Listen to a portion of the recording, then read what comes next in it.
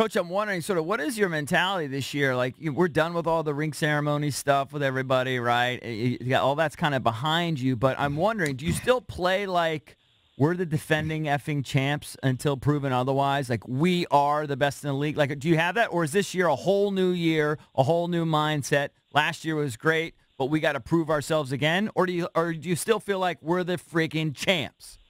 I think I go with a little bit of a combination of both. It's not try to put it behind you, but it's something that you can't remove from your DNA now. It's part of our DNA. That's who we are, and right. And it's great success to draw upon, and sometimes maybe when we get away from some things we're doing, or it's good to reference back. And I think experience is always a valuable teaching tool, whether it's a good one or a bad one, and it's easy to go back to that situation and know that the players all enjoyed how that felt last year, as did the coaches. So it's we remind them at times, but for the most part, we're trying to build a new team here. We've got some different players, and like I said, going through situations without our leadership group, which has been so strong in the past, with an Oshie and Orpik being in there, and then, like I said, Holtby's part of that group, and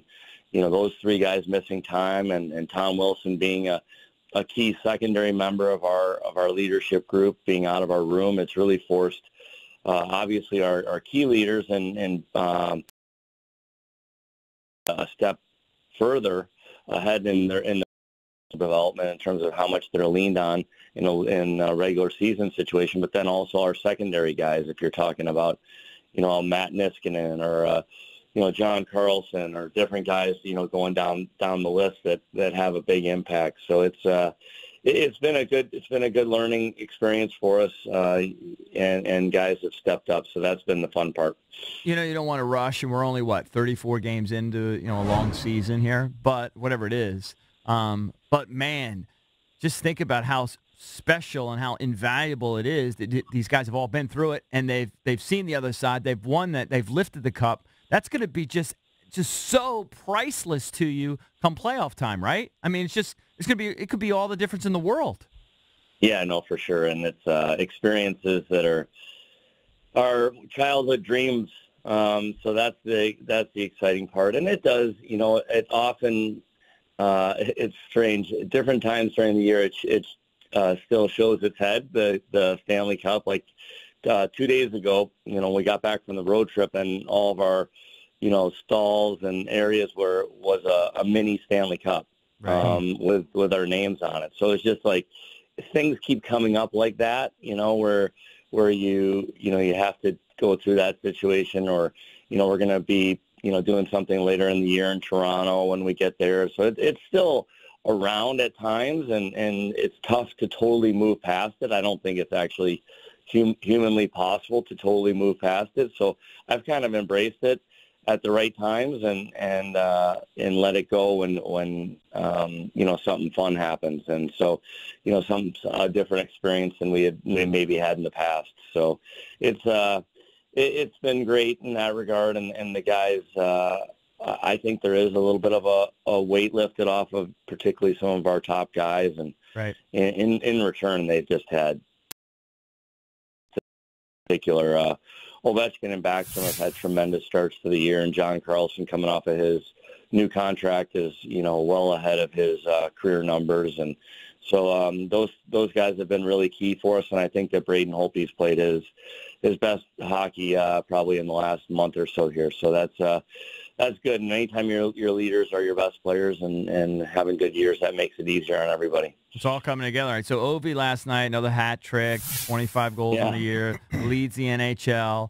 I watched the first two periods, and at that point, I believe you were up 5-0, and I just moved on, Coach. I mean, what's the point? I'll let you guys do the dirty work.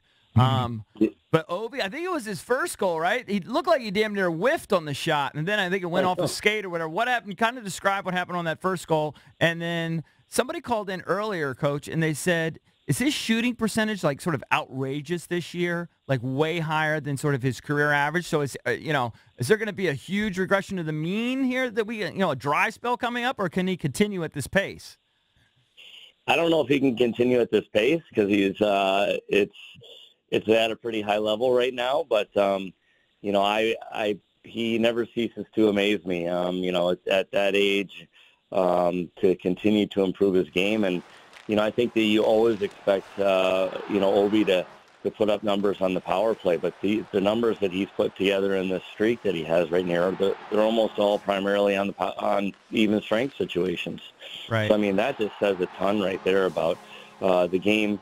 You know, there was talk, well, is he just becoming a specialist now, and is he slowing down? Is he, you know, every year that those questions come up, but you know, right from the beginning, he came to camp in great shape, and he's just kind of gone from there. And I think some of this is some of the best two-way hockey I've seen from him in a regular season for sure, and being able to convert on chances 5-on-5 at a number that he hasn't done for a few years. So it's you know, that's been great to watch him continue to evolve as a player, and you wouldn't think that from someone that's been in the league for as long as he has. But yeah, he I think the other part, and some of the reason why his shot total is down a little bit this year, and he's a very underrated playmaker. Mm-hmm. And I know that sounds crazy for everyone here in DC, but this guy can pass the puck as well. And, you know, I mean, he really wanted to, on his second goal in particular, on the 2-on-1, he really wanted to get that puck to TJ Oshie. And, you know, with TJ coming back and having gone through a tough time, that just is a little glimpse of what Ovi really is behind the scenes. Like, he was like, I want to get it to him. And they completely backed off and took away TJ so much so that he had no chance to pass. But his first thought when he was carrying that puck in the zone in that situation had nothing to do with himself. Mm-hmm. And that's pretty neat to see that growth of him as an adult here and getting further along in his career. That's what he's looking to do instead of score that goal. And obviously everything opened up and he was able to go top shelf and a nice shot on the second one. But yeah, the first one was an interesting one because it was going quite a bit wide. So he'll gladly take that. And you know, the third one, you know, was off a face-off play, and you know, you put pucks to the net at that speed, and we have the net front traffic that we've been talking about, and just trying to get in front of the goalie and make it difficult for him. The goalies are so good now that you've got to have traffic levels and layers of traffic in front of them, and that one was able to find its way. But that's exciting times for him to be at that number right now and this early in the year. And like I said, I'm not going to put anything past him. So I just hope that I just keep putting him back out there in those spots, and he keeps converting. Then everybody's happy. So it's been good to watch.